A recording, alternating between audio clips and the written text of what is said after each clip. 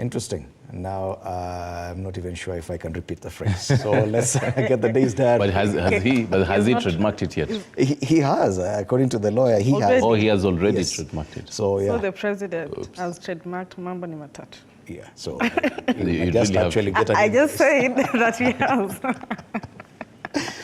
Interesting discussion there. Let's get the day's diary first.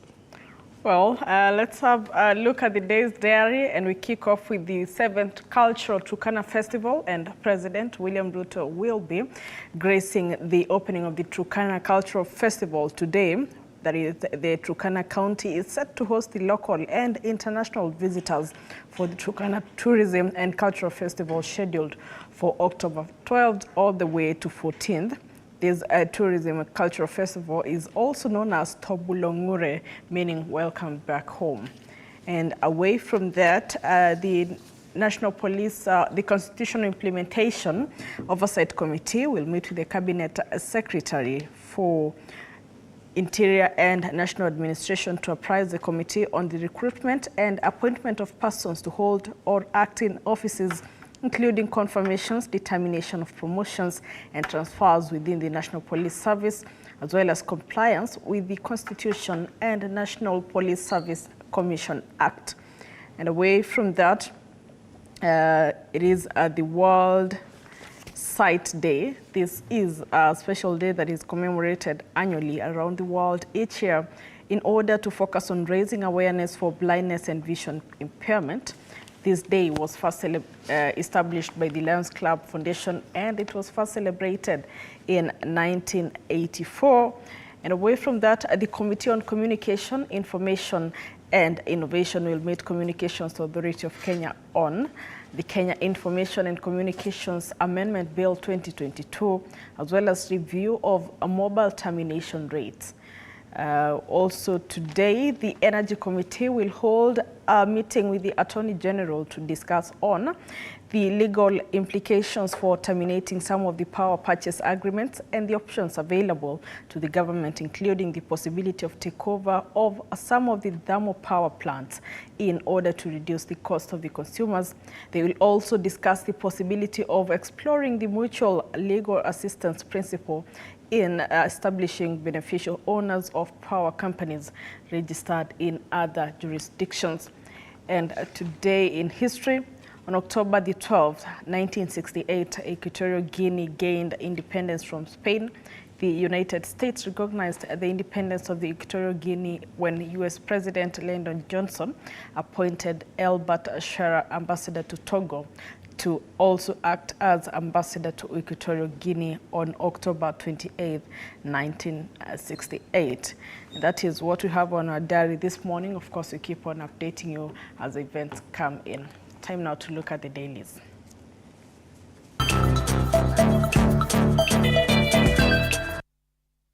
And we go straight to the dailies. We kick off with the Standard this morning. On the Standard, the big headline, the handshake fears. Season 2, the Bomas talks are at a penultimate stage, and Kenyans are anxiously waiting for the team's recommendations.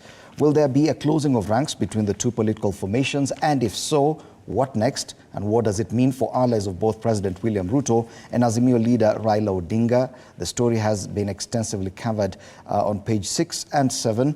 And on the front page, we have the different approaches and reactions to the talks. Raila Odinga has in the past insisted that he's not interested in the handshake. However, his meeting with the president and the Bomas talks raise a possibility of rapprochement. Kalonzo Musyoka, Raila's running mate 6 years ago when he was left out of the handshake with former President Uhuru, his allies now warn him to guard against a repeat of 2017. Other reactions there. Rigathi Gachagua, the deputy president, has consistently insisted that Raila was only interested in securing a share of the government in a mkate-nusu kind of arrangement. Of course, more reactions covered both on the front page and on the inside pages of the Standard this Thursday on this discussion about fears around the handshake. Other stories given prominence on the front page, a very beautiful photo there of President William Ruto presiding over the passing out parade of the KFS recruits at Gilgil, NWS Gilgil grounds yesterday, where he gave marching orders for 27 forest officers who have been implicated in corruption and other malpractices. And that's a highlight from that event. Other highlights on the front page: CS 2 years sues husband for child upkeep and custody. That story is on page 3 of the Standard. We rarely get to see CSs in court for such, but yes. Another highlight: MPs want a halt to new university funding model. The story is on page 4.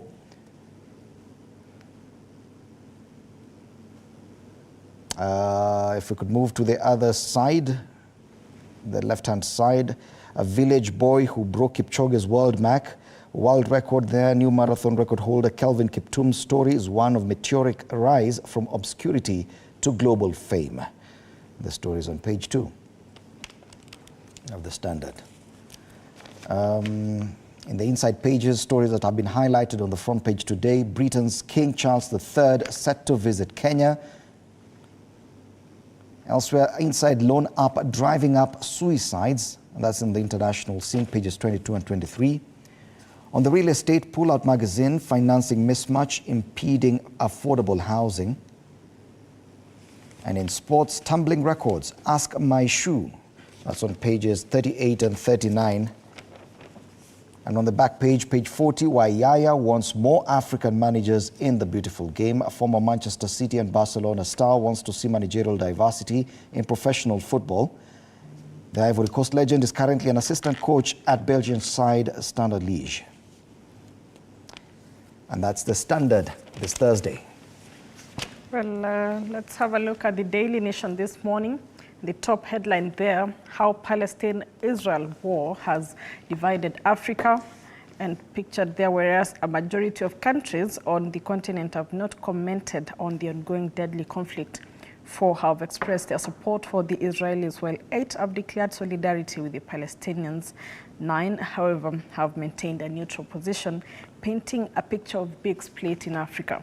And pro-Israel, they are pictured Zambia, Kenya, Ghana, DRC, pro-Palestine, Sudan, Djibouti, South Africa, Algeria, Namibia, Tunisia, Libya, and Mauritania.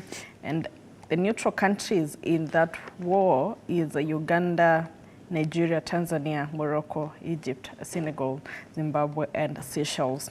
And that's full stories and concerning that war is on page 6 and 7 and 29 of the Daily Nation this morning. And away from that, on the right strip of the Daily Nation, King Charles III and Queen Camilla set for Kenya trip. The visit follows invitation from President Ruto as country prepares to celebrate 60 years of independence. And the array of events of the King and the Queen there on page 10 of the Daily Nation this morning. And the war on graft, corrupt KFS officers sent packing as Ruto cracks down on graft. President Ruto yesterday directed the dismissal and prosecution of 29 Kenya Forest Service employees involved in corrupt dealings. And in some matters, athletics, vote for Faith, as she's running in for World Athlete of the Year, double world champion Faith Kipyegon, who broke 3 world records this year among 11 women nominees. And of course, you can vote in for our champion there. And Kuppet threatens to boycott exams over pay row with NEC. The Kenya Union of Post-Primary Education Teachers has threatened to boycott the invigilation, supervision and marking of the national examination, citing a poor treatment in the past by the Kenya National Examinations Council. This comes as the scheduled dates for the start of the test at the end of this month are fast approaching. And that is a story that is as well covered extensively on the back page of the Daily Nation this morning. Yes, and that is what we have on the Daily Nation. Taifana? Right, so Mr. President, you really have to, I'll have to ask for your permission to say these 3 words.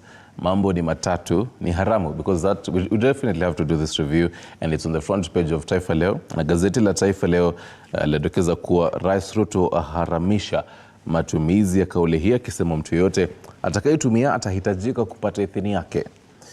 And I'm curious, how do you now get each and every time get his permission to do this? Well, I don't think he has banned the use of the words because this is a language and you have to use mambo ni matatu either way.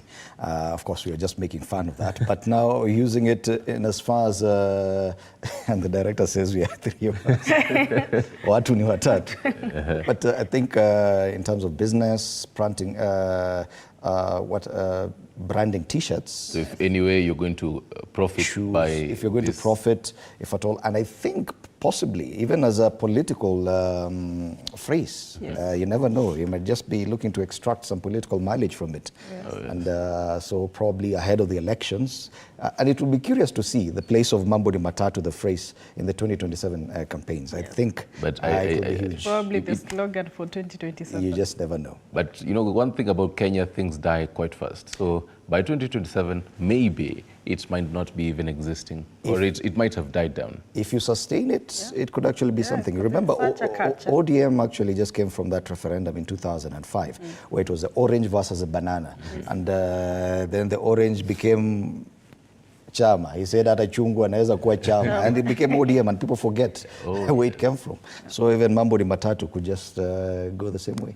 Well, and well, Taifa Leo continues to talk about sasa itakuwa hatia kutumia msemo mambo ni matatu. Hii ni baada ya Rais William Ruto kutafuta hati linzi kwa maneno hayo na kuyasajili kama mali yake binafsi. Hatua hii inamaanisha kuwa ni marufuku kwa yeyote kuyatamka na kuyatumia kwa njia yoyote bila idhini kutoka kwa Rais Ruto. Mengi kwa hayo ni katika ukurasa wa pili. Vidokezo vingine katika gazeti la Taifa Leo pale juu. Bei ya gesi yaendelea kupanda. Wakenya kulipa shilingi 500 zaidi kujaza mtungi wa gesi kwa kilo 6. Mengi katika ukurasa wa pili. Na Mfalme Charles wa tatu kuzuru Kenya. Ubalozi wa Uingereza nchini wasema mfalme atawasili nchini Oktoba tarehe 31. Tiremka pale chini nawe mtazamaji, masuala ya elimu. Walimu wa GSS wanateswa, yani kulingana na Kupet. Katika ukurasa wa 4 utasoma kuwa chama kimelalamika walimu wahangaika mikononi mwa wakuu wa shule za msingi. Na masuala ya kitaifa, wanajeshi 169 wa Israel wafa vitani. Mengi katika haya ni kuwa vita vilianza Jumamosi baada ya wapiganaji wa Hamas kuvamia maeneo tofauti. Mengi katika ukurasa wa 8 na hayo. Na hivyo ndivyo vidokezo katika gazeti la Taifa Leo. Let's take a look at another paper. Just a moment, I think I've lost it. The People Daily. And on the People Daily, the big headline, they've chosen to go with CS2 sues ex-lover for child upkeep, family court. And you can see the variation of headlines today. Different, just means there wasn't one big story. Environment Minister. Yes. Environment Minister wants father of her 2 children to pay 425,000 shillings per month, accusing the politician of cruelty against the minors as she demands full custody. The report is on page 7 of the People Daily. And it features on the other dailies as well, on the front pages. The other big story given prominence on the front page today is that visit by the UK royalty, British King and Queen, all set for Kenyan tour. Visit comes as the country celebrates 60 years since independence from Britain and will focus on shared values and history. You have a highlight there, if we can just look at the highlight now that you're at the bottom of the front page. Blindness costs the economy 23 billion shillings. That's in the business pages of the People Daily. On the top strip, MPs vote to increase allocation for schools. And in sports, now Faith nominated for coveted Global Prize. And that's the front page of the People Daily today. Well, and let's have a look at the Star this morning. The top headline there, Raila MPs demand ethnic audit of state. And as Azimio MPs ask now bipartisan team to recommend tribal audit of the government. That story is on page 4 to 5 of the Star. And pictured there, millionaire CS in a 3 million battle with ex-husband. And of course, there just an explanation of who is Tuya and what and where she owns that on page 2 of the Star this morning. Still featured on the Star, how PS Korean walked to freedom in wife-beating case. And we are having these cases. The Star this morning is focusing on marital cases, Sana, on the top page. And away from that, court saves teacher who defiled pupils. Also featured on the Star, girls call for pads dispenser in toilet, just like condoms. And finally, Matiang'i grilled over 2 campuses and a 600 million loss. That is what we have on the Star this morning. And now that you mentioned the issues to do with marriage and relationships and how they're featuring on our front pages, I remember our question today. Let me get it right. Why are young men today reluctant to get married? And when you talk about young men, we have a very young one here. Are you reluctant to get married? I might be. I mean, taking a look at some of these headlines on the front pages, years later, having all this murky, headlines, and you might be reluctant. You might really weigh your options and see, is it really worth it? Okay. Do stand by for that conversation coming later on at 8 a.m. Here on the issue of the husband crisis, I choose to call it that. Why are many young men today reluctant to get married? And another young man is chiming into the conversation already. And we'll invite him onto the set You talk about lack of capital. This actually... Not after shati. Anyway, let's move on to the other paper. To the Business Daily now. And the big story on Business Daily is 34 plant shutdowns reveal industry woes. They quote a number of numbers there. 38 billion shillings is bank loan defaults. So industry defaults on 38 billion shillings in a year, and 10 years of pain. A dozen other firms downsize operations to stay afloat. 17.4%. Inputs nightmare. Inputs cost up to 17.4% in a year. Basically taking a look at sector focus in matters manufacturing. On the right side of Business Daily, that particular ticker there, in matters corporate on page 6, this morning you'll find the whole bit of KRA plans system to gather data on overseas tax sheets. So on that is KRA plans to install a new system that will receive and analyze information from more than 130 countries in its latest push to uncover cross-border tax cheats. This even as the whole KRA Tax Summit enters day 2 today.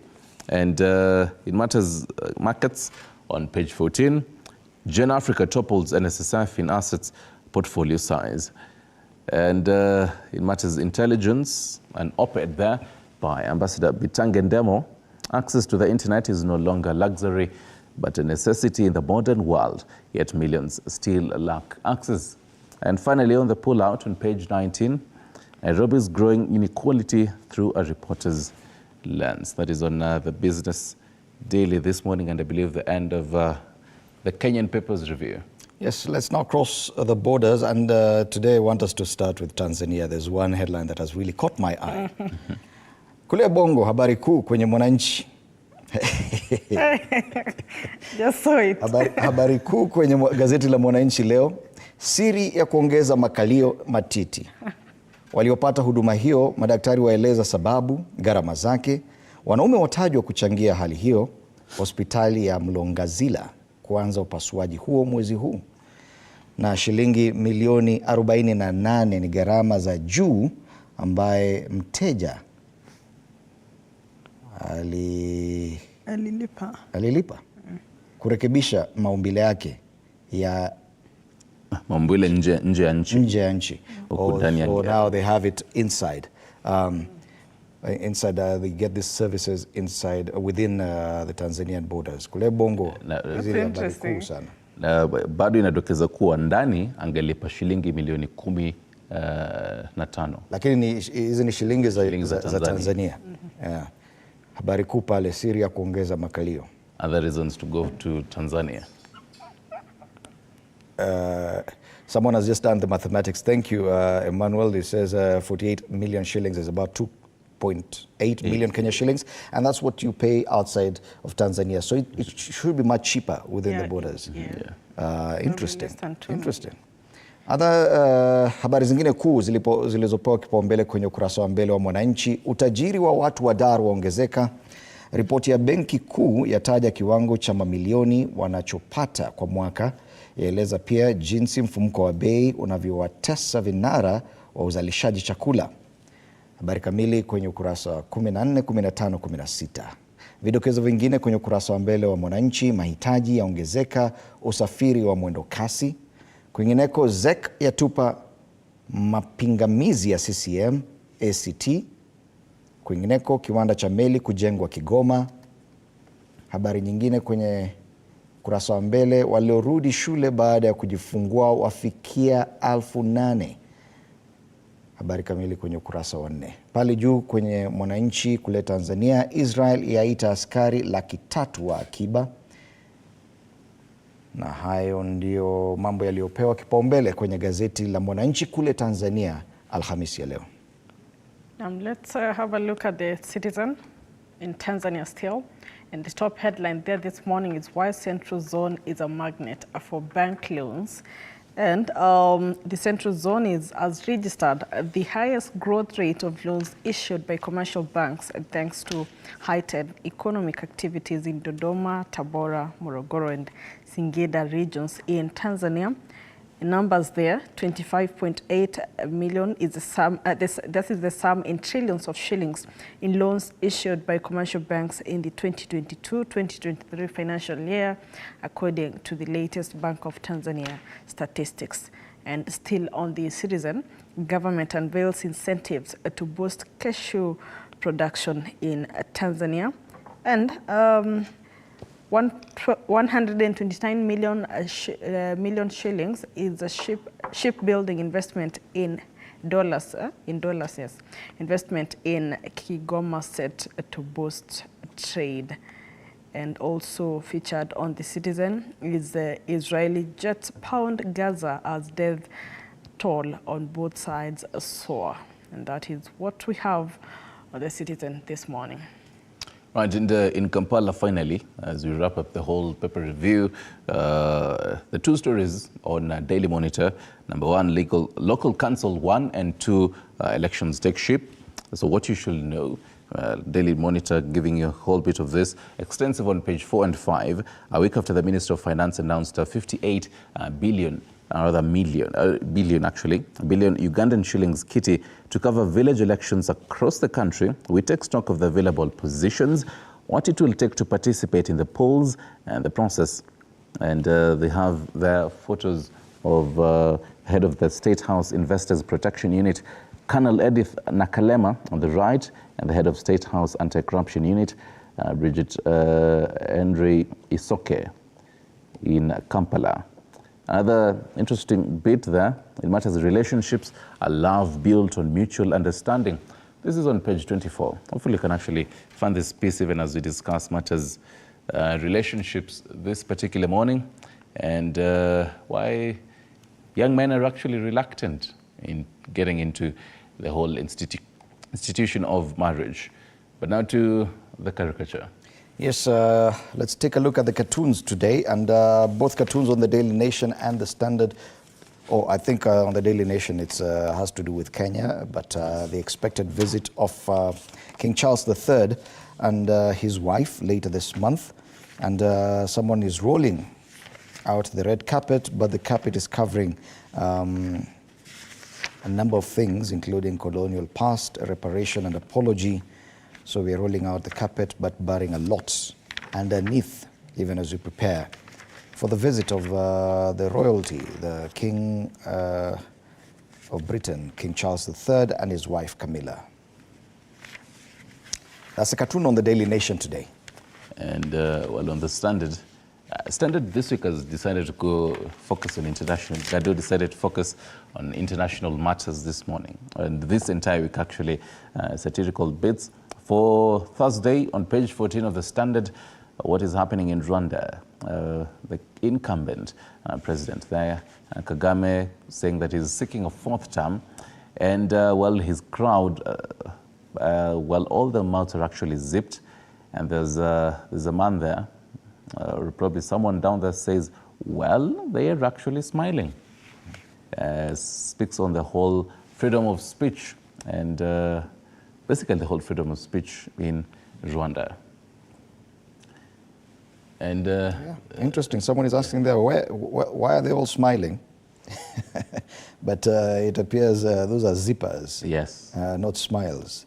So it goes to point out the fact that despite the fact that Kagame announced his intention to vie for a fourth term, no one is challenging him, and no one is challenging this assertion. Interesting. And those are the cartoons on the dailies today. After the break, we'll be looking at the state of the nation. And today we have Miruru Aweru, Chairman, Third Way Alliance, and Dr. Martin Olo, a lawyer and political analyst, as our panelists this morning. Do stand by for that conversation. You can continue engaging with us on our social media pages at TV47 News on X and TV47 Kenya on Facebook. You're watching Morning Cafe.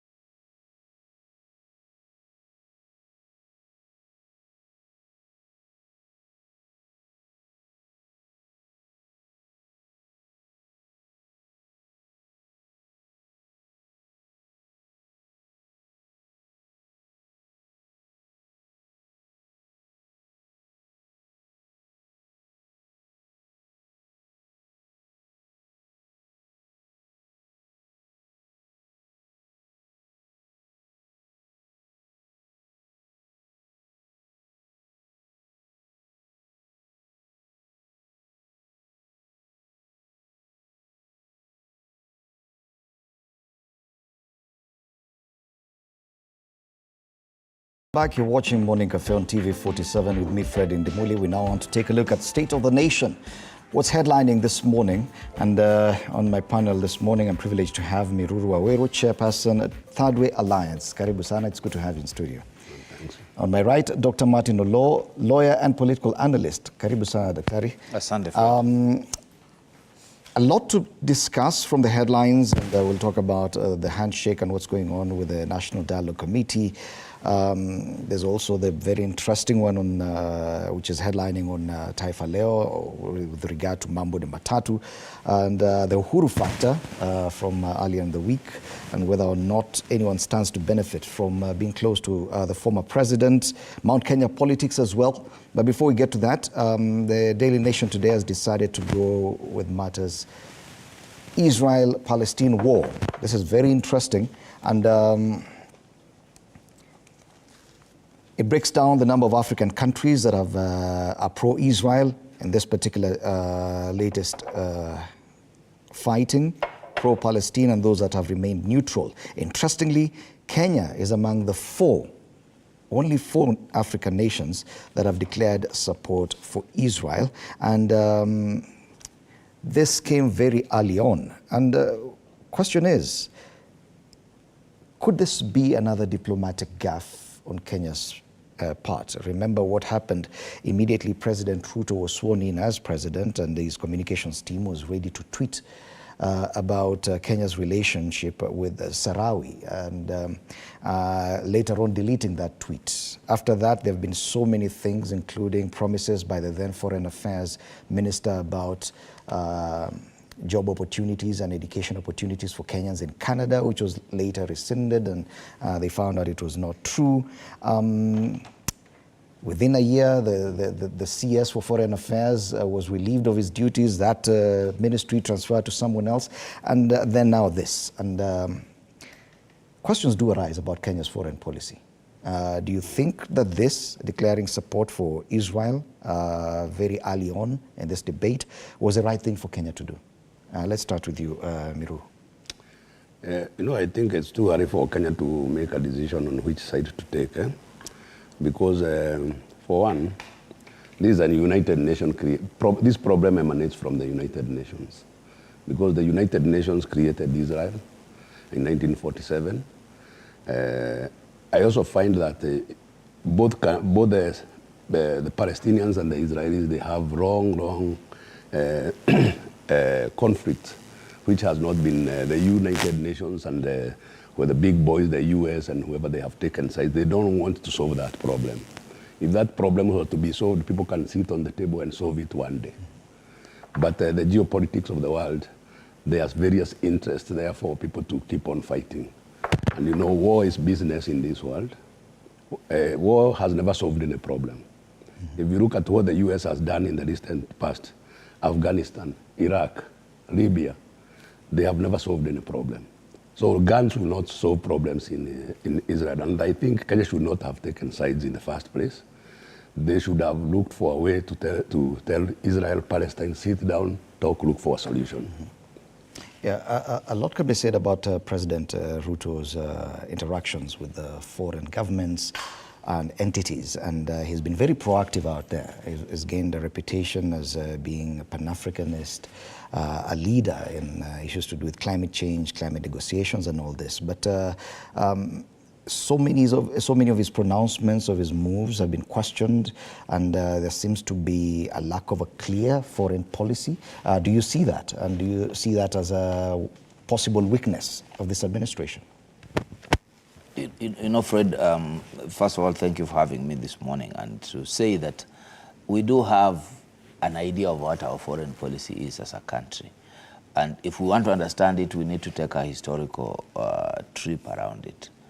There was a time when we talked about being members of the non-aligned groups, and that was a time when there was the Cold War between the West and the East. But with the with the fall of the Berlin Wall and a few other developments, increasingly there have been only two positions. And it appears that Kenya has always taken a position with the US. So on matters Israel, we will take the same position as to where the US is. And without any doubt, our policy has been pro-Israel. When it was necessary to give Israel support to get its hostages from Uganda, Kenya gave the landing rights and acted as a pad for Israel to get into Uganda, Entebbe, and get out. So yes, as a country, we've always stood with Israel, and I think that is a position we can't say we have been, not sure about. I think we are sure about it. Of course, sometimes we also want to be with Palestine, or we want also to sympathize with what is going on in Palestine. But unlike, say, Uganda, which has said that, look, let's go for the two-state solution, Kenya seems to be not talking about it. The truth is, we need peace in this region, and if peace is going to be found in this region, then the two peoples have to have both recognized, so that you recognize the Israelis and also recognize the right of Palestinians to have their nation. It has some implications even locally, because people are taking sides locally. There are people who feel we should not declare any support for any side at this point. Miruru here is one of them. Do you think that the president probably rushed? He should have taken. He should have held back, because in this region, East Africa, it appears it's only Kenya that has made a declaration. Uganda and Tanzania have remained mum up until now. I think we need to agree on one thing, that the president has taken sides and has actually shown very clearly that he is with the U.S. Or others have said that he's the spokesperson of the U.S. in Africa. Whether that's true or not is something that we need to watch. But I think the president has taken a position. He is with the U.S. on this one, and the U.S. is with Israel on this one. So do you feel he was under pressure probably by the U.S. ambassador to make that statement? No, you see, let us be very serious about these things. This government, the Ruto government, has a very clear pro-Western agenda. Does it work with the U.S.? Yes. Does it work with the U.S. ambassador in Kenya? Yes. Are there many things to say about that, including the latest UN resolution to take police to Haiti? Yes. So this is not like it has just happened. It's something that is consistent with the government policy. Okay. Enough said about Kenya's foreign policy, and of course it's a discussion that will continue. Let's now take a look at what's headlining on Taifa Leo. Mambo ni matatu ni haramu. That's a big headline on the front page of Taifa Leo this morning. Rais Ruto haramisha matumizi ya kauli hii, akisema mtu yeyote atakayetumia atahitaji kupata idhini yake. Yesterday, the president's lawyer, Adrian Kamodho, revealed that the president had obtained trademark rights on that phrase, Mambo ni matatu, a phrase that has received a lot of criticism for obvious reasons. And now people who are looking to print this phrase and use it alongside the three-finger sign on T-shirts, shoes, businesses will now have to seek his permission. And now, yes, could be true that the president may not want this to be abused or further criticism on the same. But we want to look at it from a different angle, and the possibility of extracting any political mileage from this statement. We know in our history that statements, once they are made casually and they gain traction of prominence on the national stage, they end up even becoming political parties. Chungwa ended up becoming a chama. Mambo ni matatu. Do you see the possibility of this phrase actually becoming one of the catchphrases come 2027? Before we go to politics, one of the problems I have is that Ruto should resign. He's using public resources to create a trademark, for personal trademark. How do we know he's using public resources? When he was speaking about Mambo ni matatu, he was in a public and in a state-funded function in Western Kenya in his perennial campaigns. And now he must have traveled there using state resources. So when he's speaking, he should speak as a national leader and advancing public interest. Now if he starts using what he's generating using public resources to register trademarks, he should actually resign and go and start doing business. Because I think that is completely wrong, because he's riding on public resources to build personal property. Okay. What about... He's on public payroll. Ruto is on public payroll. Well, it is an argument that, and I've seen that argument on social media, that any public officer in the line of duty cannot therefore trademark anything and claim anything during his performance of their duty. But looking at it politically... Politically, generally maybe you try to create a wave around it. But what I'm really concerned about is that issue of using public resources to create a brand. He should, first of all, we have a lot of problems that are facing the problem to solve. But he definitely has a right to create a political brand. He's but why register it in his name? Well, Dr. Martin... You know, that becomes a personal property now. The president is funded by the state, all his functions. When he starts using functions which are state-funded to build brands and trademarks, now the president has gone to business. The president has a right to build a political brand. He will be seeking a re-election in 2027. The point that the chairman is making is valid, that how does a public person using public resources begin to invoke the protections of intellectual property rights when he is in a public space? Basically, there are two things he has done. He has done the three-finger thing, which is the sign, and the words Mambo ni Matatu, and is combining those for a trademark. That he has gone that route, is it challengeable? Yes, it is. It is challengeable. Even for those who are saying in the newspapers that it's now illegal, it cannot be illegal. It is a subject of contestation. It's a subject of litigation if necessary. So it's okay for him to try and do that, but I think that the action is more political than it is proprietary. What he's trying to do is to try and minimize the damage that may have caused. You see, he's now struggling with Mambo ni Matatu. On the other side, his deputy is struggling with the shareholder argument. So they have issues that they need to deal with and try and cool the political temperatures around it. Do you think that probably there's a possibility of extracting any political mileage from that phrase probably towards 2027? Not exactly. It's actually a negative push. That and you see, the more people use it, the more it achieves the opposite. Because when he was talking about it, seriously, how do you say that if you don't agree, you will be moved out of the country, or that you will be jailed, or that you will be helped to go to But how many Kenyans really are taking that issue seriously? Because there are those who argue that the president is assertive, and that statement shows just how tough of a leader he can be. No, that's not about really toughness. That's about insensitivity. It's about overreach. Because you see, as a president of a country, you can't tell us that you can take your opponents out of this country. To which country? Or that you'll take them to jail. Using what process?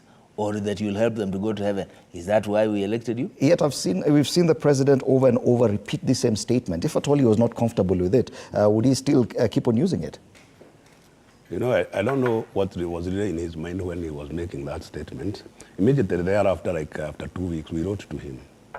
And we advised him that Kenyans are demanding, because of public accountability, because that's what he was talking about, that you open the public ledgers such that Wajiko can be able to be accessing and seeing who has been paid for what in government, how public money is being accounted for.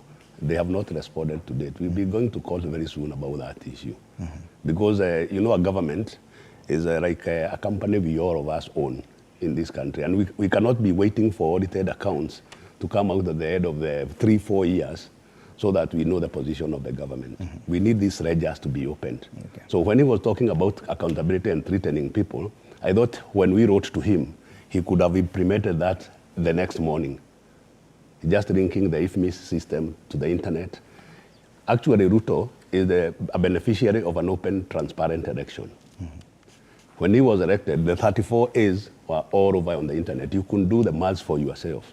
He has to do that also with our public resources. Okay. And if we open up such things, they will reduce also corruption and also increase public oversight. Because who does public money, who owns public money? It is Wanjiku. And if it's Wanjiku who owns public money, Wanjiku doesn't need even to wait for the Auditor General or anybody else to look at those figures. We have a lot of lawyers, accountants, everyone, professionals who can be telling us, these guys have allocated a road, they have paid 10 billion for a 1 kilometer road, which is wrong. We have engineers, we have people. Kenyans can be able to oversight that more than that. Because if you look at it, like our parliament is also dead. Because our parliament is a puppet parliament. Every decision that is made by the president will pass at parliament. It doesn't have to make sense. So as the public, and looking at the spirit of Article 10 of the Constitution, we need transparency. Public funds ledger should be opened. Okay. And this is a final question, could the president be looking at ensuring that no other political formation takes advantage of that phrase? There is nothing novel about Mambo ni Matatu. In fact, the Matatu industry should be complaining because they are the ones who go by that name. And in fact, that's what I'm saying, that you try and patent, you try and copyright or trademark that phraseology, you walk into an issue because the only thing that he's trying to say is the three fingers. Now, can you really trademark three fingers? Whose three fingers are you trademarking? But we've seen political parties use 2 fingers, 1 finger sign, probably. In the context of political parties, signs, symbols. Not in the context of trading. What else do you want to trade in? I think this is a good litigation issue, and I would like to say that we haven't heard the last of it. As I've said, there is a genesis to Matatu, the industry. So you can now turn around and tell us that now you want to have a trademark on the Matatu thing, na kusema Mambo ni Matatu, because again, how can you then say those 3 words should amount to a protected Mambo ni Matatu? That's language. Okay. How do you want to protect that from use? Okay. If I am teaching and I tell you Mambo ni Matatu, I would be explaining to you what the 3 issues are, not what who should be moved from what country and who should be put to jail. So basically, what we should say is that we are in an interesting country where, as the chairman is saying, we are public servants, yet we want to be private. I mean, as a public servant, what you say, what you do is subject to criticism, is subject to critique, is subject to assessment, is subject to... But where do we draw the line between a public servant and a private citizen who will be seeking re-election next year? He will still be president. Yeah, but what you do is, these are matters that we've had before. For example, in the BBI project, the question was, when does the president become a private person as to be a Kenyan who can initiate a popular initiative? And the court said, no, you can't. You are the president. You cannot at the same time appear to be an ordinary citizen because you are not. So this matter also goes back to that issue. The president, Ruto, has the clothing, the apparatus, and the infrastructure for presidency. There's very little room for him to be an individual until he removes those clothes and he says now, in advance, that I'm speaking as. But as long as he is working with our apparatus and with the clothing that he has, he's a public figure. Okay. He's a public asset. Okay. You wanted to add something? As he says, I'm the originator of the idea that the president cannot initiate a popular initiative. And petition 400 of 2020, filed on 3rd December 2020. The president now, he's threatening people to sue people, whereas he is shielded from civil litigation. What is that? What is he saying? He's shielded from civil litigation and even criminal litigation during his term as president. Now he's going to register trademarks because we can't sue him. In fact, this issue of saying that we can't sue the president should be reopened. I think we should revisit and go back to the Supreme Court because the president should be sued on constitutional violation issues. He's not shielded because if you go to Article 3, every person is a subject of this constitution and should obey it. that issue should be reopened. Okay. The president is not, if you read the constitution, which is written in plain English language, it's not legal language, you can see that clearly even the president is a subject of this, he's supposed to obey this constitution. So when he goes outside the constitution, starts creating brands using public resources, then threatening to sue people, I will do this, they go with Adrian Kamoda to sue me tomorrow morning. First of all, he cannot be shielded from litigation, then he starts threatening people to sue them. He should not have that right. Okay. You can continue engaging with us on this conversation on our social media pages, on X at TV47 News and on Facebook, TV47 Kenya. We're in studio with Miruru Waweru, Chairman, Third Way Alliance, and Dr. Martin Olo, lawyer and political analyst. We'll be back after the break. You're watching Morning Cafe.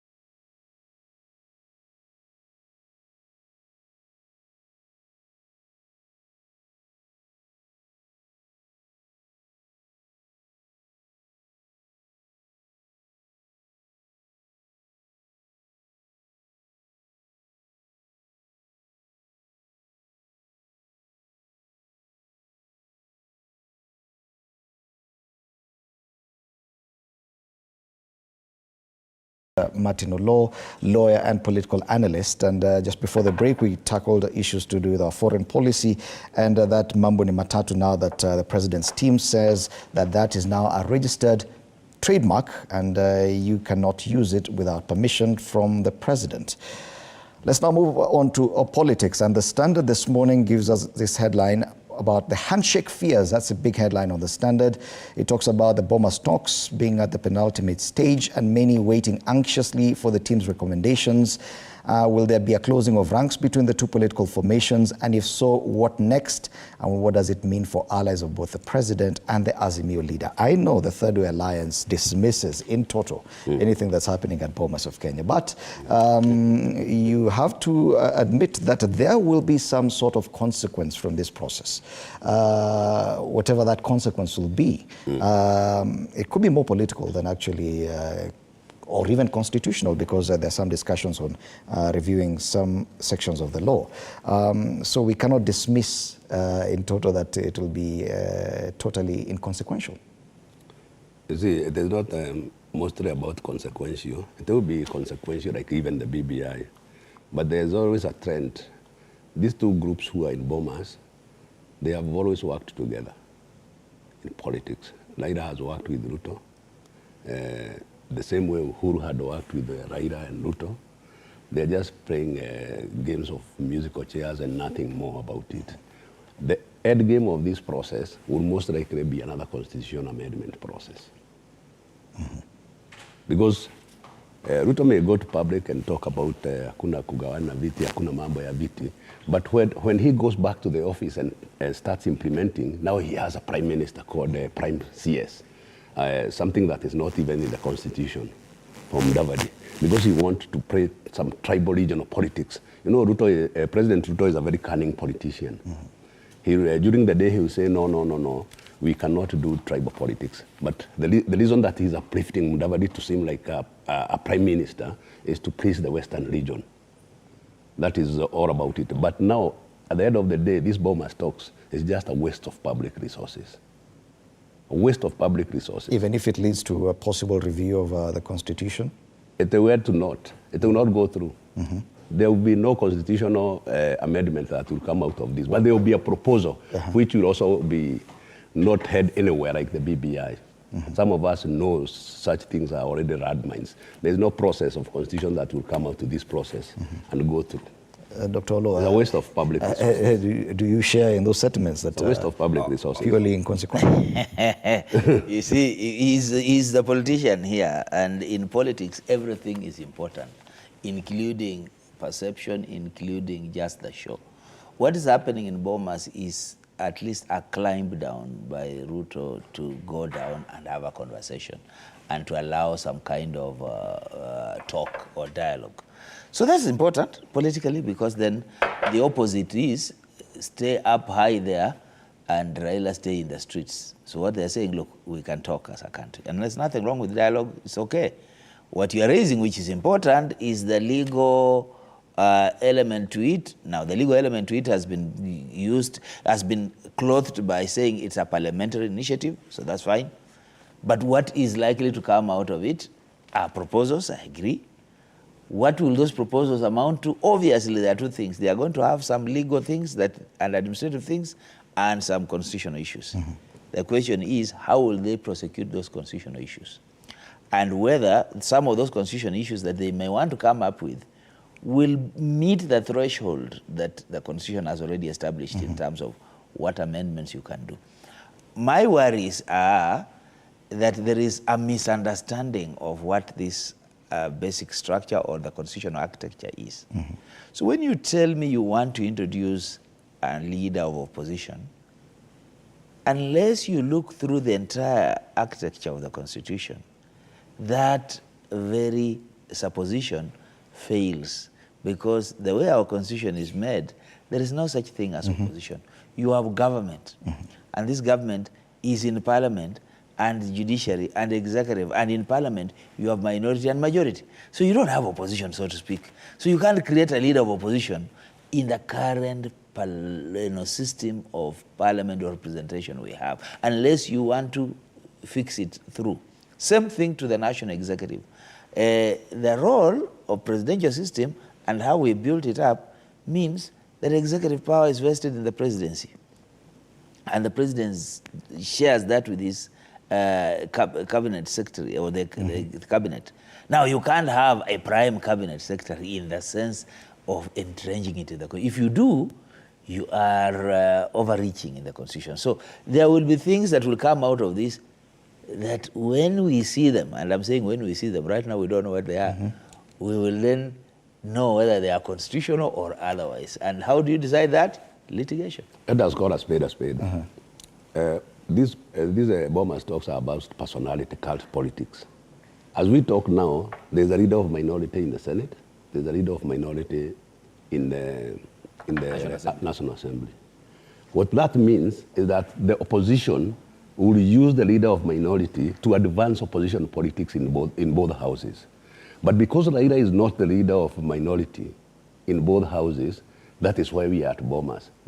If you have to create that position, you know, we can't be amending this constitution to create positions for individuals who I'm advancing this. Maybe you think when you lose, you have a fallback. Going to politics and running for an elective position, politicians must understand in this country that it is clearly a zero-sum game. If you go to an election and lose, go home. Let me ask you a question. Doctor, how many people lost in the elections for MCAs? Quite a number. Are there talks at the ward level? How many people lost constituency level elections as MPs, women rep, governors. We don't have talks at those levels that I lost elections, we need to dialogue. Dialogue comes at the national level. And you see what we are doing at the Bomas is giving credence to bastardization of our electoral process and even the Supreme Court. Okay.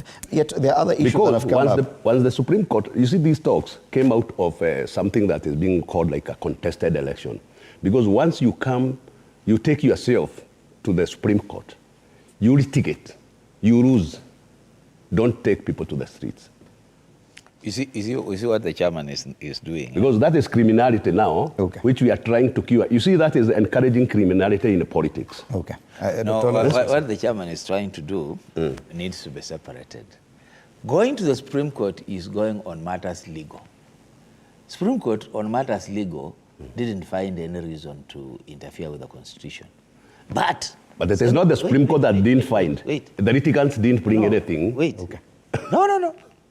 In terms of the weight and what the Supreme Court was addressing itself to was matters legal and matters constitutional. To the extent that they didn't see anything that amounted to a constitutional breach, they had no issue. Does it mean there were no political issues? No, there are political issues. And political issues are not canvassed in courts. They are canvassed in the political corridors and streets. Like which issues? So you can't stop a Kenyan, even myself, to go to the streets and make any political claims that I want to make. No problem. So Raila and anybody else are free to make those. The issue is when the temperatures rise politically, what do you do? And that's why the discussions are there. Are they legal? That's not the issue. But are they politically correct? Yes. That's why when you oppose them about, well, you don't want... Politicians must talk. The Third Way Alliance itself, you also had your own initiative, the Punguza Mzigo, for which probably didn't have a lot of politics in it, but you felt the need to review some sections, to have some sections of the Constitution reviewed. They have the same right, be they politicians or other people. Don't you think that probably this is a gateway for possible review of the Constitution, and probably even the things you felt needed to change should be included in this same bus? You know, even BBI stole our ideas and used to sugarcoat their poison. It was a poison chalice, but eventually it died. I wanted first of all to respond to what Dr. was saying. If you listened to what Laida and his gang, political gang, were talking about during the Maandamano, they were talking about the cost of living.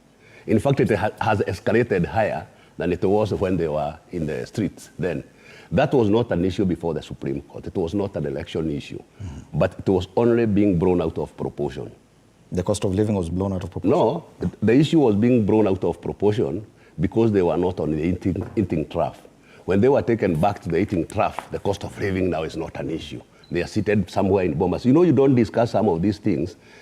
You can't get a solution to the price of oil if global prices are high by sitting just here. And you cannot continue like what the former president was doing. You cannot subsidize the prices perennially. Okay, let me ask you a question. Do you see any necessity? You have to get solutions. Do you see any necessity in reviewing our constitution or some sections of our constitution?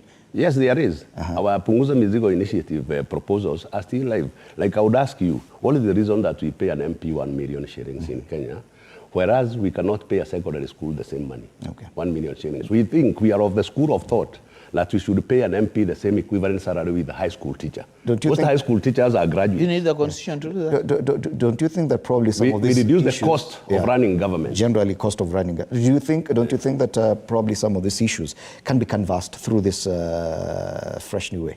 You know, the Kenyan Constitution is very interesting. At Article 257, as a third way, we don't need to go to Bomas. We need just to go to the people, speak to the people. You've tried that, and there are challenges. Probably because of lack of political... I will not call them challenges. You know, there's this trend of people trying to chapel on us, all of us, that we have to have only two ways in this country. In fact, if you look at the name Third Way, the name of our party Third Way means that we think they are two extremes, and there must be a third way. It doesn't matter how long it will take to have a third way in this country, but we have to perpetuate a third way in this country, a third way of thinking. We don't have to think the Raila or Ruto way, or the way it was the Uhuru, the Raila way. We don't have, even a human being is not aligned to only two ways of thinking. There's liberty of thinking. So in the our thinking of constitutional amendment at the Punguza Mizigo is mainly designed to reduce the cost of running government, also, and devolving most of the services close to the people's doorsteps. Mm-hmm. Any such conversation without the inclusion of politicians is heading nowhere. Do you agree with that? No, you can't. I mean, this country is run by politicians. The economy is run by politicians. But everyone is a politician. The budget is run by politicians. In fact, Parliament allocates budgets and so on. Basically, what the Third Way Alliance are saying is a nice idea, but the time has not arrived in Kenya. Mm-hmm. This is not a place where we talk about issues or values. We talk about personalities, and he has said it. So what you're witnessing is self-interest. Does this self-interest converge with the Kenyans' interest? Absolutely nothing. If threatened, Ruto will come on the table. If not threatened, he will be all over the place running. If threatened, Raila will come on the table. If not, he'll be all over running. The point that we should be saying is, do we have a constitutional architecture that will withstand any attempts to bastardize or attempts to meddle with it? The answer is yes. So that what we should not worry about is, first of all, what are the talks going to bring about? That should not be our worry. Mm-hmm. Our worry is then after that, what next? But to the extent that politicians can sit down, including Third Way Alliance and others, it's not about our interests they'll be discussing. Forget it. But can we leverage on that self-interest by politicians to get any of our proposals through? Yes and no. Yes and no, because the politicians have the swords, and like, for example, what's happening at the National Dialogue is about those who are on that table, and they even decided who to listen to, who to give opportunity to talk, and which memorandum to receive, and they have retreated to write. They have already decided what they want to write. The other day I was listening to Baba saying he does not want to prejudge, but he seems to have this comfort that something is going to come out of it that is good. Whatever is going to come out of it, he knows it, I don't know. The point for us is to say, what do we want for this country? And let me say this, because part of what I do every day is to teach the constitutional law. I like the way we constructed our constitution in 2010. Mm-hmm. It came from a history of a constitution that used to be bastardized every corner. I mean, when Jomo Kenyatta didn't like anything, he changed the constitution. When Moi didn't like anything, he changed the constitution. The one of 2010 came with that in mind and made all the nuts a little bit difficult and challenging. So you don't just arrive at this constitution and change whatever you want to change. How many efforts have we had, and how far have they gone to? Mm-hmm. To the point that it will take us a little bit of unanimity, a little bit of consensus to be able to agree on what needs to change. Not when politicians go to sit under a tree or sit... Don't you see that at least when these two sides, if when we talk about the two sides are on one table, at least consensus, even if 40% is achieved, then we'll be closer towards what we desire? You know, first of all, Edmuli, if you look at the constitutional amendment processes in Kenya, the most successful process was Punguza Mizigo. It is the one which has gone to the progressed farthest than the rest. Mm-hmm. Because if you look at BBI, it never progressed from zero, because it was an unlawful process from the word go. You cannot compare a lawful process with an unlawful process. The only process that has ever followed what is supposed to be done is Punguza Mizigo. We engaged with the citizens. We went to 29 county assemblies to explain our bid, because our bid was driven by public goodwill. Though there are some areas where politicians were told don't host these people, those petty politics. Nowadays people are able to see, even those who are opposing, this was a really good idea. Even the ones who started the CG Punguza Puda, they stole the ideas and put them in BBI. So as we sit here, what Prof is saying, we don't need these people's blessings, the old group of politicians, to give us blessings to do anything in this country. It is the liberty of every Wajiko who can decide, let me go and use Article 257 to promote a popular initiative. Do you agree that the lack of political goodwill was is what saw the downfall of the Punguza Mizigo? that the politicians from the two formations... I actually don't call it a downfall. You know, Punguza Mizigo never failed. It's like a spirit. Because Punguza Mizigo even today lives. Because people understood our ideas about what we want to achieve with it. An idea will continue growing over time. We don't have to wait for blessings from a certain kind of politicians. And you know, this is an idea that will outlive us, me and Ekuru and the others. It will outlive us because it's a good idea, pro-people idea that will have eventually to work. You know, when we were young in the 80s, people were advocating for multi-party politics. It didn't seem like something that will go through until they pushed until Moi agreed to amend Section 2A of the former constitution. So we don't have to have like an instant solution overnight on any public policy issue. And some of the things that go through with such like instant solutions, they are just compromised and negotiated issues, which sometimes don't end up taking us the right route. You look at the things like the IPPG of CG 1997, those are the things that even brought us to the 207 issue. Because politicians always want in this country, some of these old school politicians, they want to be involved to select officials at the IBC. They politicize it, making as if that like a commissioner determines the end result in this country. I'm telling you for free, if you don't get votes at the polling station, there's no commissioner who will be able to make you president. Okay. Because in the last 3 elections, people have petitioned presidential elections at the Supreme Court. And as Doc was saying here, that there were issues which could not be litigated at the Supreme Court. I completely disagree with that, and he's a lawyer. If you are the one who choose to go to litigate in court, and we are somehow a very litigious party, we have gone to court successfully quite several times, and we don't go to nag the court with non-issues. Anytime we go to court, we present a credible petition. When you are going to court to petition the presidential election, you must have credible evidence. In 2017, we supported the Raila petition. And they don't appreciate that. If you were not in that petition, they would have failed. We helped them get the election nullified. In 2017, we were newcomers. In fact, people are calling us jokers. When we won that election, then we come now, we petition that Ekuru has been left out, he's our candidate. Now we tell Chebukati we are going to sue you. We need Ekuru back on the ballot. When the court declares through, Justice Mativo says, Ekuru has a right to be back on the ballot. ODM says, we are pulling our CG, it was called NAC. Was it NASA? They start calling us Jubilee Project. Okay. Because politics of this country sometimes is not shaped by sensible thinking. It's just by personality cults, which have shaped politics. So by going to Supreme Court 3 times, we have indicated that this constitution is vindicated that now it has tried to resolve in a big way electoral problems. But we are still trying to create problems even when they are not there. Okay. One of those problems that could occur, and now that you have a good understanding of the Constitution and its provisions, is this issue of boundaries review, delimitation and review, which is coming up, a deadline that's coming up in a few months' time.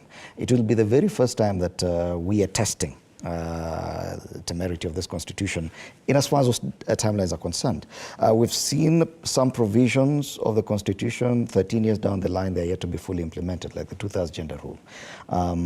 There were provisions, especially with issues to do with protected constituencies for purposes of the first review.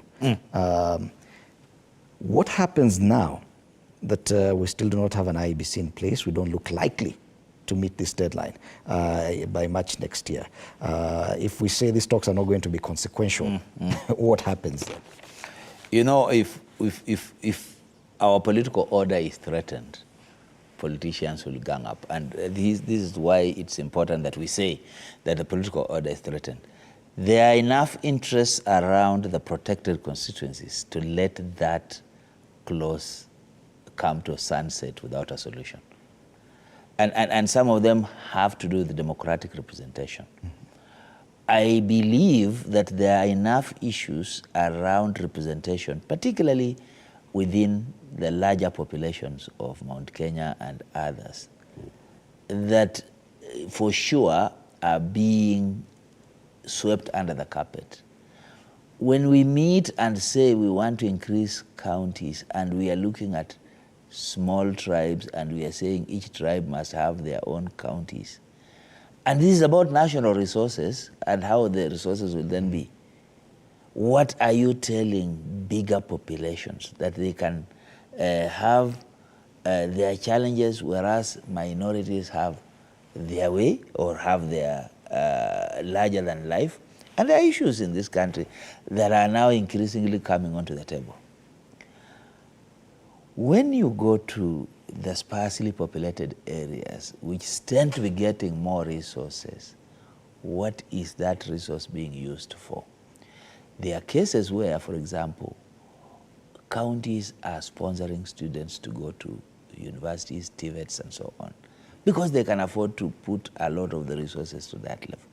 There are places where, because of population, even if you wanted to, it is not enough to take even 10 or so students. So what is going to happen in the long run is that we are going to have an equal or an equitable allocation of resources, and therefore disparities within. So these conversations are now in the public, and I'm sure that what I'm saying, you've heard the arguments from even politicians.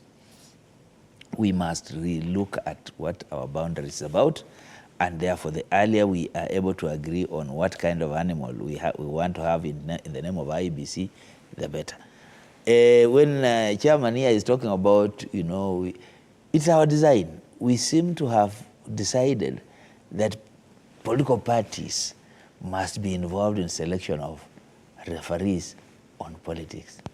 When I look at the FA Cup or look at FKF, when teams are playing in this Premier League, there's nowhere where teams meet to decide who will be the referees and therefore who will preside over what matches, except in our politics, where we want to be on the table to decide Ndumuli here, Mororo there. No. And why are we doing that? Because we love to use these institutions for our own sake. Talk about Punguza Mizigo.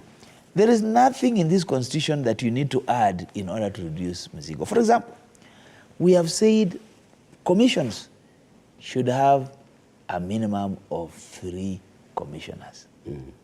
So why do we go to 9? Why do we go to 10? It's not the constitution that has said. It is us who are preoccupied by this thing that, we can't have. By the way, I don't care whether all 3 commissioners are Kikuyus or whether all 3 commissioners are Luos. It won't make them. It won't make them steal the election. But we have this preoccupation that the commission has to have a face of Kenya. What face of Kenya? And for what purposes, other than to meddle with the elections? We need 3 Kenyans to run elections. It could be a Turkana, it could be a Somali, and for God's sake, it will not be that because they are Somalis, they will favor anybody. Why?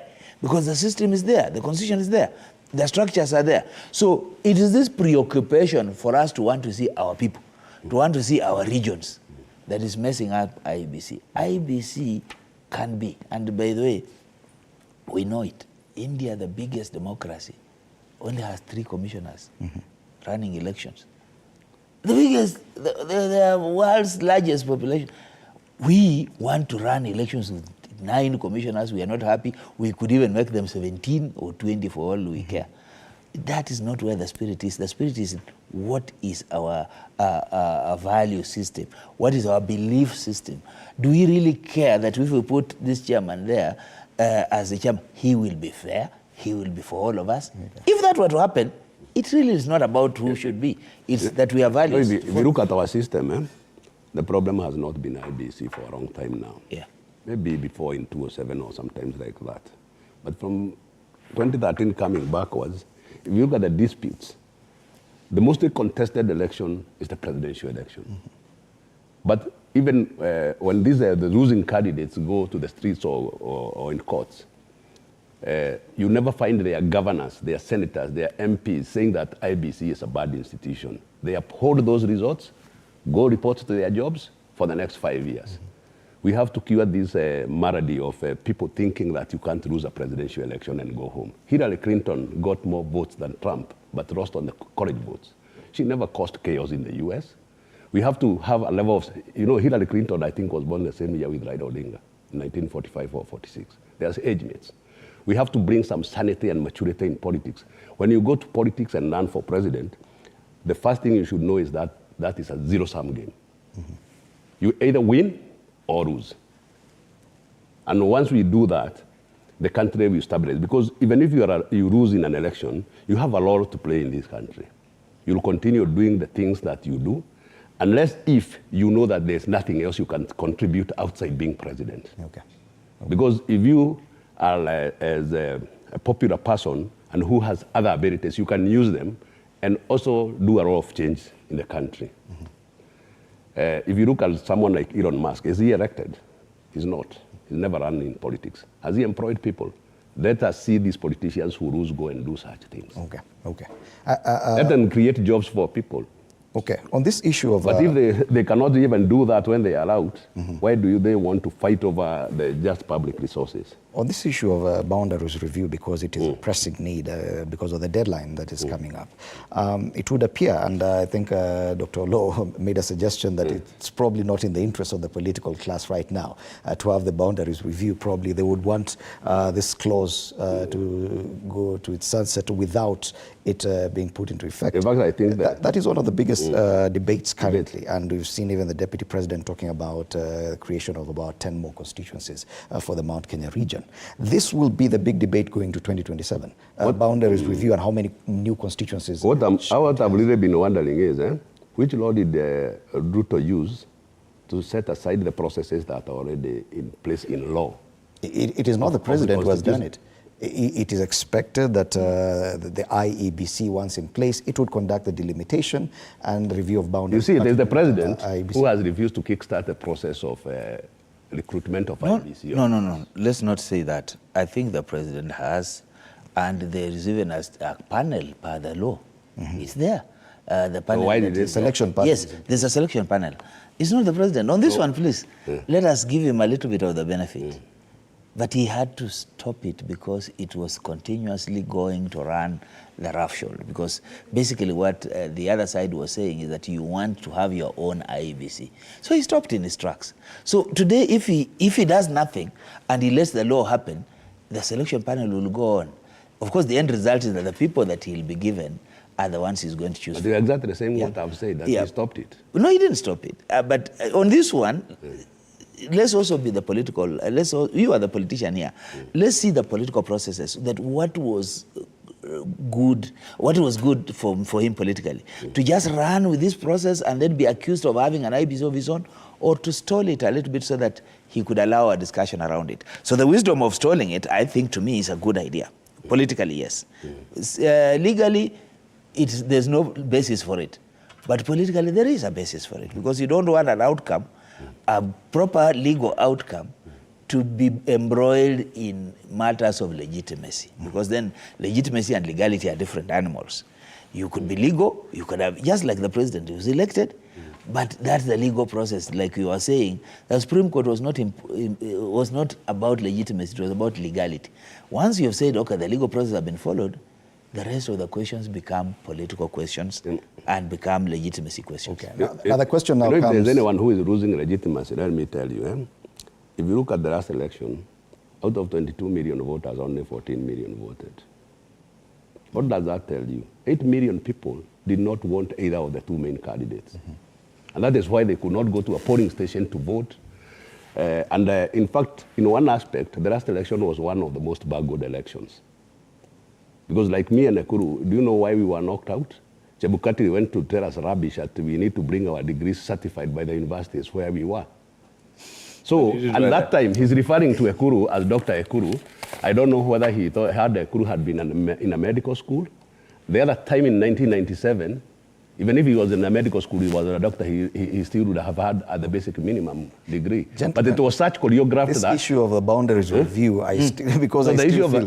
when we go to boundaries review, look at Kenya... What will happen is, because we do not have an IEBC in place, it means... They will not meet the deadline. Fine, even if it is carried out, it will be carried out very close to the 2027 election.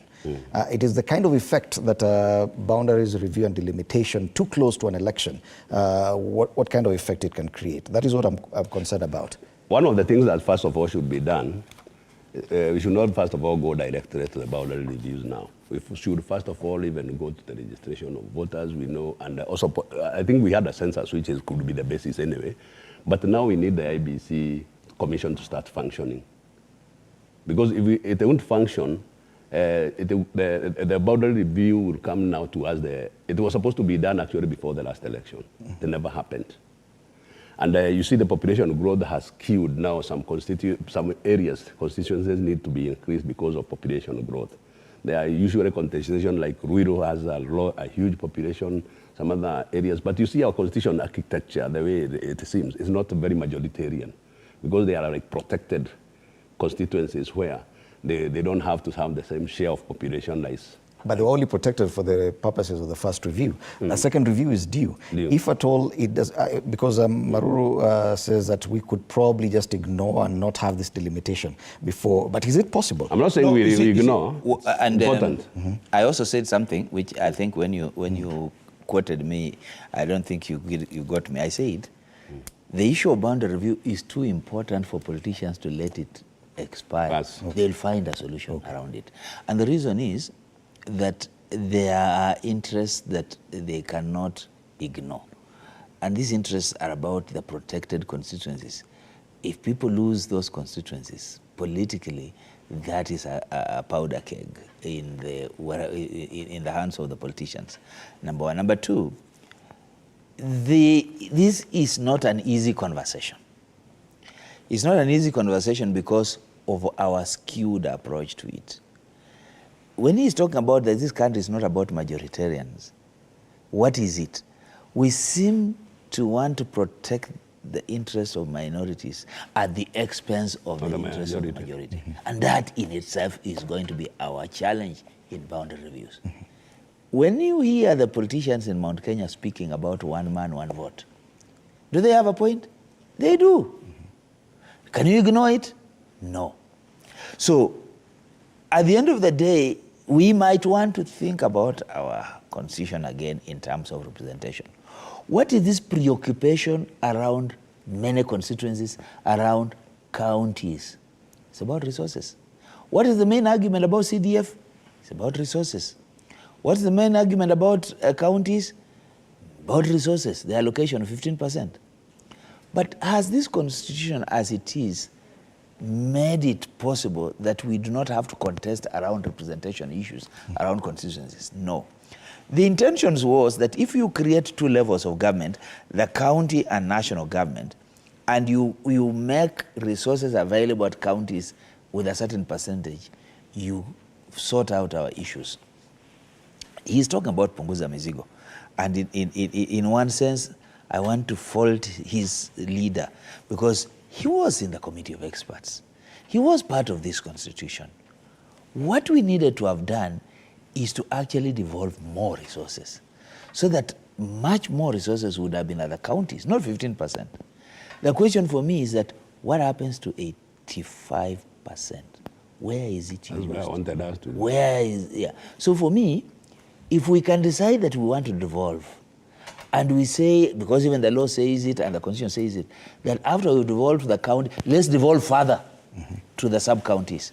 You get that sorted. You don't need these constituencies people are agitating for.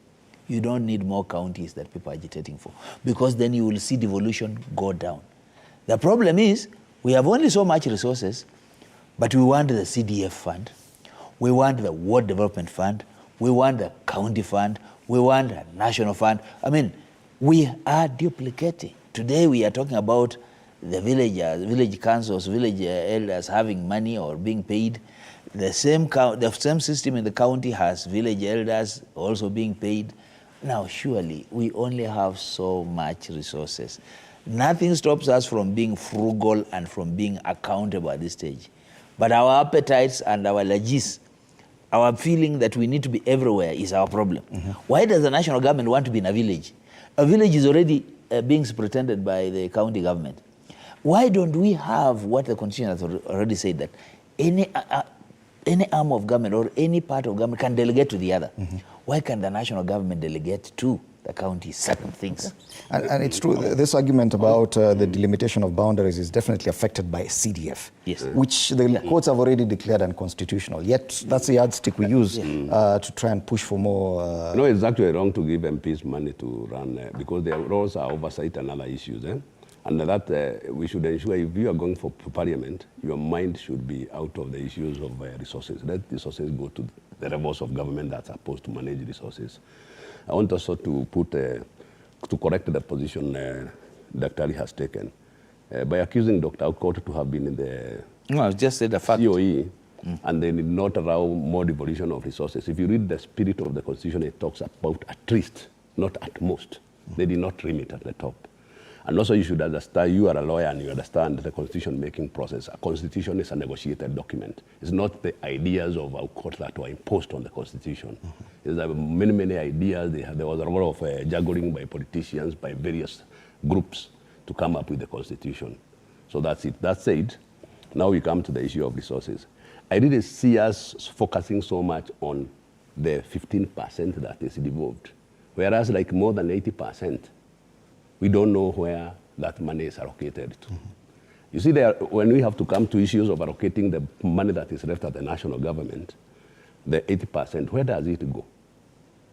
Does it go to Wajir? Does it go to Baringo? Does it go to Kiambu? Where is that money spent? Is it spent proportionate to the population and whatever? You see, we politicize the smaller figure, whereas the huge figure, the bigger figure, is not what is important to us. We are shielded from seeing the bigger picture. This is the larger amount now. But the smaller one is what we are debating about. How much is devolved under CDF? It's so little money. What we have, the cancer we have in this country is mismanagement of public resources. And I'll tell you this, having been a beneficiary of one of the best, having gone through one of the best public primary school education in this country. When we were in primary school, there used to be something called the Kenya School Equipment Scheme. You found it? I think Dr. Ali could have found it. When I was in class 1, I never molded anything using mud. I used plasticine. That is in 1970s. Nowadays, if you go to public primary schools, the things have changed. It's completely different. We are talking about 40 years ago. Kenya was far much poorer then, even by per capita income. But we cannot deliver the same services that we used to deliver then. That time you could go to a local dispensary and get medicine. Be treated and get medicine. But nowadays, what do? We devolve resources, they are stolen. All these governors who have served and retired like in the first 2 terms are billionaires now. They stole money from the public resources. People can see their properties all over in this town. And resources come back to Nairobi, all the stolen resources. They are not invested. I was going to put it the other way around by saying the problem with public service in this country, it's that it's an avenue to riches, not wealth, riches, not wealth, riches. So that we have people going to public spaces not to serve, but to be to gain, to be rich around it. So, and that's our problem, because then as a people, we go for people who can give, who are wealthy, or we go for people who can give us money. The question then is, I mean, what is the reason behind all these taxes and all these levies and all this? What is it that we are so preoccupied about public coffers having money in order for us to? Those are now the issues. What is this about CDF? This CDF is money that could be put in the county governments, but we want to put it directly to the MPs. So we have to come back and ask, surely, are we going to grow at the rate at which we are going, by trying to please everybody and to do politics at every point and wanting public politicians who can make money on our skins in order for them to serve? No. So we must reconstruct our country and take ourselves back. Okay. Because MPs play the role like in a commercial enterprise, which is played by an internal auditor. An MP should not handle money. If you go to commercial enterprises, you go to ABL, you go to Safaricom, the internal auditor never authorizes transactions. That is the only way he can be able to oversight the finance manager. But when an MP who is supposed to handle oversight laws starts handling public money, Because whenever money goes to the CDF, whatever kind of law they will do it, those committees which are formed there, they are concocted by the MPs. They eventually come into that money. They cannot oversight people like that. So it's either we MPs stay in Nairobi, do registration, do oversight, but not be given resources. As he says, resources should go through, we have constituencies, yes. Okay. Let resources go through the county. Okay. Not MPs. And as we wrap up with this discussion on the IEBC, one of the issues when the CEO for the IEBC appeared before the National Dialogue Committee, one of his proposals was to actually have this role of boundaries delimitation removed from the IEBC. I think it's a proposal shared by the Interreligious Council as well, given the emotive nature of the delimitation and review process, having the same body carry out that and then come again and carry out the elections. Do you see any sense in that? There's no sense in that. Or if there's a sense in that, what they're saying is that we must relook at our constitution. Indeed, there are very many things that the IEBC does which are illegal or which are not. For example, they are also involved in dispute resolution. They are also involved in nominations and primaries and disputes around it. And they are also waiting to be the umpires of it. And I have a very big disappointment with the Supreme Court the other day, because part of the Supreme Court's decision on IEBC is to try and justify what the law says, not what the Constitution ought to say. The point being that you can't have, and I hear what they're saying, that they cannot be the ones creating boundaries and also supervising elections. This is something that should have been left to an independent commission or something like that, to just review boundaries and leave it at that. Now, as to whether that is going to happen tomorrow or not, that may not unless we change the Constitution. The point that we want to all agree is that boundaries are emotive. Why are we having Sondu Miru? Boundaries. What is it that we're having in Nyambene, Tharaka? Boundaries.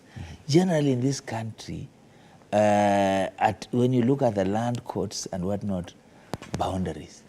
People are fighting over this centimeters here, that centimeters are boundaries. Now, political boundaries are worse because, again, we tie them back to resources, we tie them to representation.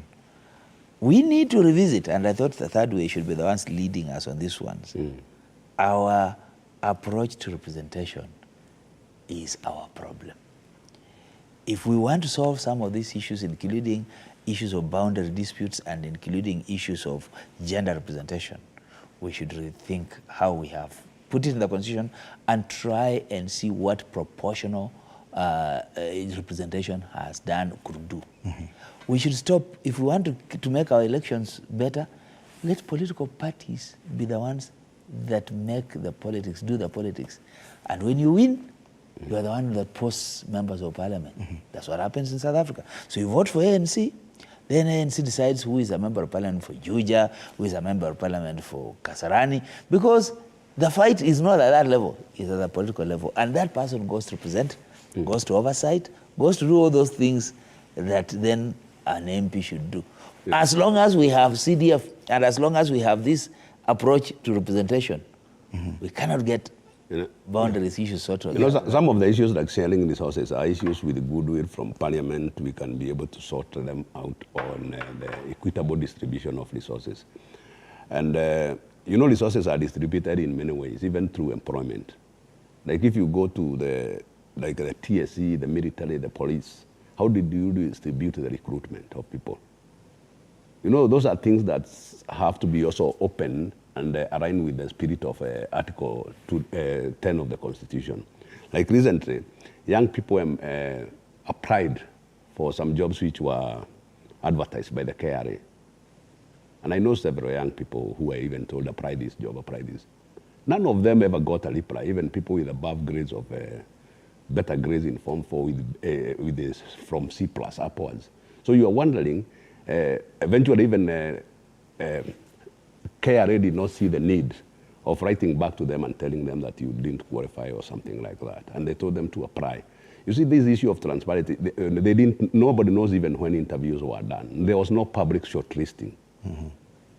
And there's another time, I don't want to name that MP. I saw an MP in Western bragging that he takes people to the military, using which route? You see, that is corrupt practice from an MP. He's saying that I take people to the military. You see now, with that kind of sharing resources that way, we have to know how do you recruit people to public institutions. Let me help you to understand it. Every time there's a recruitment, there are allocations that are given. Ministers are told. I know that. The MPs are told. I've heard of that. So that is what happens. But I know. Now, if you have a bigger voice, you tend to take more of your people. But the point you're making is that let it be an open, transparent. I'm trying to share that 85% instead of this other 15%, because we have been asking, where does it go to? You know, even the issues of like roads and other infrastructure. We are crying over the 15% at the county level, but the 85, we actually never bother about it much. But that is where the money is. Okay. Talking about money and the push for Punguza Mizigo, it would assume that this constitution inherently is an expensive one. To carry out and to even sustain. This whole issue of boundaries review and delimitation that occurs regularly after between 8 and 12 years in itself could result in increased representation at a cost. How does it tie to your push for Punguza Mzigo? You know, one of the things that we can push for constitutional amendments all the time, but if you look at like the governance of Kibaki and Moi, who almost all the time, even Kibaki did almost 100% of his term, like 80% under the old constitution, you see a lot of difference in governance. And sometimes we say that if we cannot be able to follow the Bible and the Quran 100%, however much we continue amending the constitution and we don't change ourselves, it will not come out to anything. The people who steal our public resources go to church and the mosque. They actually don't follow the Bible and the Quran, yet they want to make us believe that the Constitution can make them do anything about it. And the Bible and the Quran are older than the Constitution, and we don't have power to amend them. So what we need now is a goodwill from leadership. Create a culture of good leadership in this country. It may take a long time to achieve that, but we are headed there. We are headed there. We are not where we were in 1980. We are not there where we were in 1990s. But somehow, we also lose it. If you look at the meager resources I'm talking about, which were available public resources when we were in primary school 40 years ago, it is different. For the access to the ordinary person and those kind of public services has become so limited when we have more money. So this idea of people enriching themselves with public money where they are pretending to be pursuing your public interest is what has brought us here. Because now the idea we were trying to do with the Punguza Mizigo is to tame the idea of wastage of public resources. Look at Parliament. Parliament is funded to about over 40 billion shillings. How many members do we have? 350 in the lower house, in the National Assembly, which I think is the upper house, and then the other 67. That's about 400 men and women. Spending, what value do we get out of the 40 billion we invest in Parliament? These guys go even doing some things which are thoughtless, like I'm going to Europe to benchmark. Where did Europe benchmark from to develop their countries? With the US. You see, some of these things tell us that you are not even innovative enough, you should not be a leader. Some of these things, you don't need to go into a plane to know how to do some things. You will still sit here in Nairobi and do it. We are living in an age where we don't even need sometimes to go to any library to learn anything. You can actually learn without going to a school now, because of the internet. When we were in school, you had to go to a physical library to look for information. If I wanted Muri now to know something about electric cars, I'll Google. So why are you flying to the US for something you could have Googled? The discussion at the Bomas of Kenya could end up in a proposal for us to go to a referendum. It is a dicey proposal, especially for the incumbent. If at all the things he wants to achieve, some of them which require constitutional change, like changing the structure of the executive, including the offices of Prime Cabinet Secretary, Office of the Leader of Official Opposition. How much of a political risk, and I'm asking you because you're an analyst, how much of a political risk is the president looking at? And do you think that a referendum is possible before 2027? I think that neither the president nor Raila want a referendum. And if they are going to do anything, they are going to do minimal things that will make them just avoid the referendum. But that said, I am looking forward to seeing the proposals they make, because they will not even reach the referendum. They might be in the High Court, the Court of Appeal, and the Supreme Court, with chances being that they are likely to be violations of the Constitution.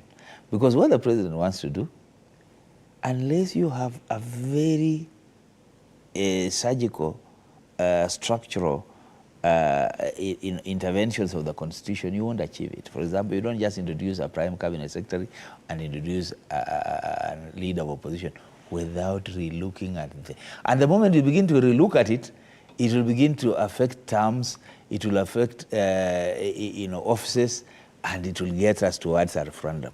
And so they might not even want that route. But that said, and I was going to tell my good friend here, that our Constitution may not be the best, but it is not our problem.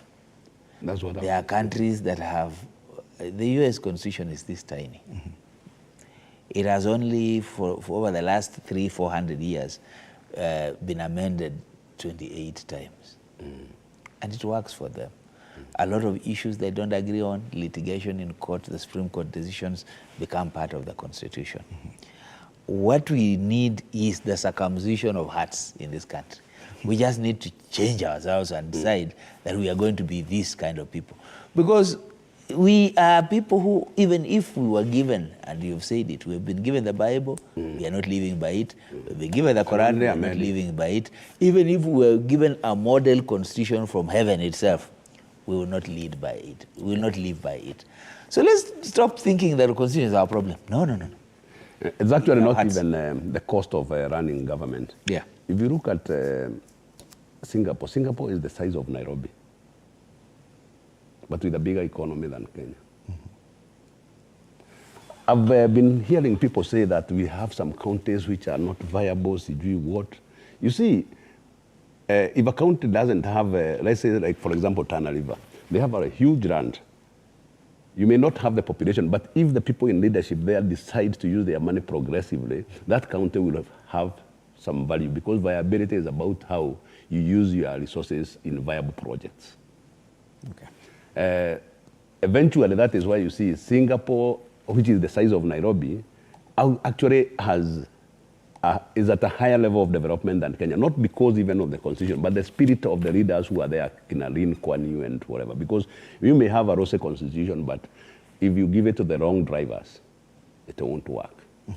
You know yeah, said it. You know what the chairman is not telling you is how many times have we gone to Singapore to benchmark, to Malaysia to benchmark? Okay. What have we learned from it? Zero. We even said that they took our plan, they went and implemented. We are crying after, our time is up, so you're making your final comments as we wrap up. Well, it's been a good show. Again, time is an issue. We have discussed a lot of issues. Basically, what I want to end by saying is that punguza mizigo, change the constitution, BBI, national dialogue and whatnot, those are red herrings. Our issues are about our values and whether we really can live by Article 10 of our constitution, where we sincerely believe in constitutionalism, we believe in patriotism, we believe in nationalism, and we believe in dialogue, because those are fundamentals. If we can only live with our Article 10, we don't need all these things that we are talking about. If we can only decide what we want to do with ourselves as a country, we don't need to keep tinkering with our constitution. The problem is not Raila, the problem is not Ruto, the problem is us Kenyans. I beg to differ a bit with you. Not all constitutional amendments are red herrings. If you ever read Punguza Mizigo or through, We are proposing ways of creating institutionalized ways of detecting, like even theft of public money, and being a bit prescriptive on what to follow as in procedures on to find when you make findings of unaccounted public money. You know now, like if you go through audit reports from the Auditor General, you see a lot of issues. But let me tell you, when those issues run into Parliament, Parliament calls issues that were not responded to at the ground level queries. Mm-hmm.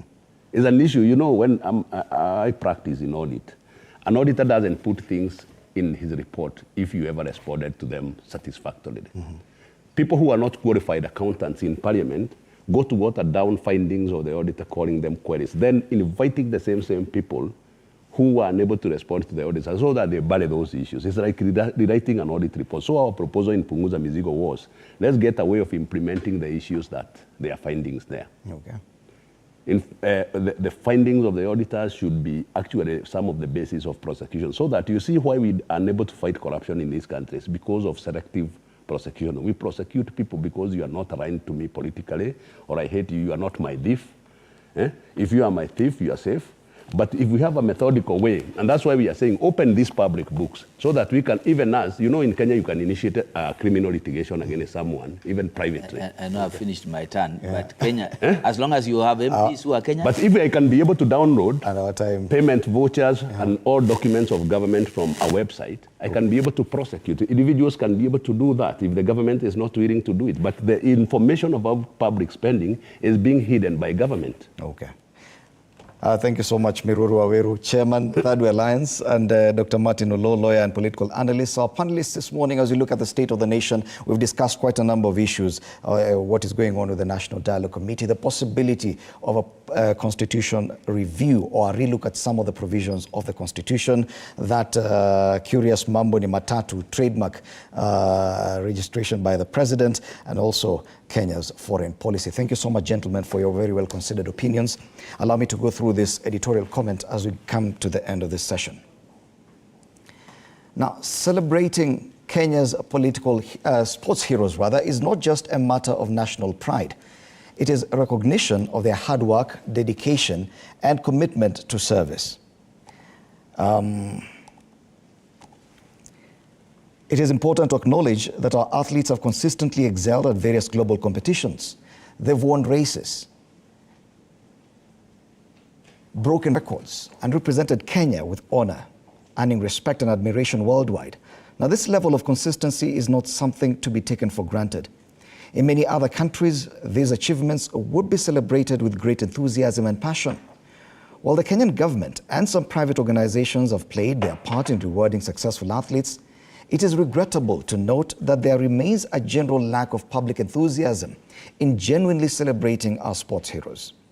In a nation that has consistently dominated the global stage in various sports, from athletics to rugby and more, one would expect an eager outpouring of admiration and support for our athletes. However, this is not always the case. Many Kenyans on social media are quick to criticize these heroes and celebrate their downfall. Who cast us? Is it that we have set our standards and expectations a bit too high to recognize any achievements? Has success become so common that we have come to expect it as a given? Or are we just a jealous and resentful lot that we crave the downfall of anyone who achieves success?